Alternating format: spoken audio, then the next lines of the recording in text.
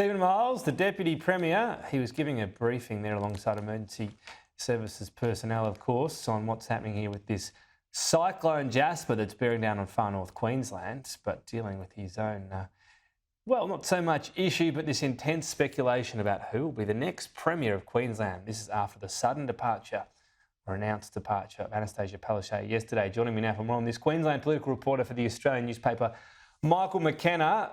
Michael, he wasn't talking about the numbers, but I'm sure everyone else is counting them. Is he going to win this leadership race, Stephen Miles?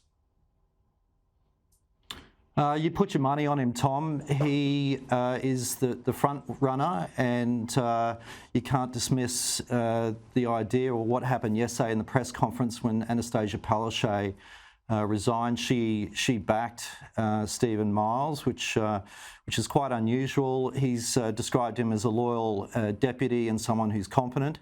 And he, more importantly, he has the backing, we understand, of some of the union leaders, more notably Gary Bullock from the United Workers Union, who's also the convener of the left faction. The left faction in Queensland is the most dominant. It holds the caucus room floor and also the party room floor by easy majority. We understand that Stephen Miles has the support of Gary Bullock, the union leader, the majority of the left faction MPs, some in the old guard, which is the old faction of Peter Beattie and Kevin Rudd that sits in between the left and the right, just to confuse things. And apparently he's got some members of some support from the right faction. Shannon Fentiman is the health minister. She's also from the left faction. She wants to be a contender. And Cameron Dick is the treasurer. He's from the right faction. If we go through those two, my understanding is that there's some unions that support Fentiman, but she doesn't have the support that she thought she would have across the left MPs. And then over on the right is Cameron Dick, who has some in the right and not much more than that, but a lot of ambition. Okay. So to answer your question, I think Stephen Miles has got it at the moment, but there's a few days to go. Okay, so the lobbying's starting, despite what you might hear from politicians on camera, the lobbying is there in earnest. What about, I guess, if it is Stephen Miles, whomever it is, how they try to sort of reset things? I mean, way back when, Anna Bligh stayed on as Premier but had her own reset because she was seen as having great leadership through the flood crisis. But that spike in the polls really quite quickly dissipated. So there might be renewed interest and a spike for someone, but how do they sort of try to change the contest, given you've got a new leader, ahead of the election, which is, well, not that far away, is it, but later on next year?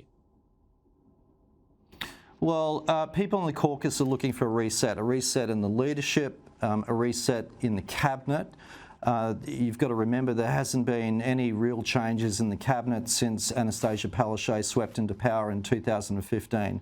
There's been a number of scandals, both personal and policy, but she has shown a reluctance to move on anyone. So people, there's a belief that if they have a new face in the government, a new cabinet with new faces leading some of these contentious portfolios, that there might be a chance. Then obviously they've got to come up with some policies and a reset on that. There's the three big issues here are cost of living, youth crime and housing. Yeah, okay. And just finally, I guess from outside looking in, like a lot of premiers, well, if you, I guess, compare Annastacia Palaszczuk to Mark McGowan, the rest of the nation, a lot of them were frustrated at the border policies and zero tolerance and, you know, Queensland hospitals are for Queenslanders, but it played well at home. How was the legacy of Annastacia Palaszczuk on that? Was there by the end a bit more resentment or was her sort of COVID legacy still seen as a pretty positive one? Before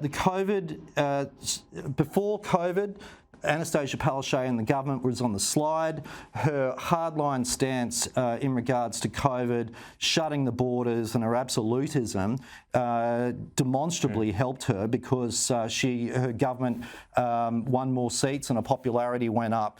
But her personal popularity has waned ever since. and that's why she's on the way out. So I think the COVID glow, where she won a lot of the older voters who hadn't normally voted Labor, they swung in behind her. I think that's dissipated. And we're back to a normal level playing field with a very ambitious and disciplined opposition leader in David Crisafulli, which is somewhat different than the last couple of years. Yeah, that's been the difference, hasn't it? Opposition seen as weak there for a while. They seem a bit more united, ready to go. We'll see. There's the prediction. There you go from Michael McKenna, Stephen Miles, likely to be the next Premier.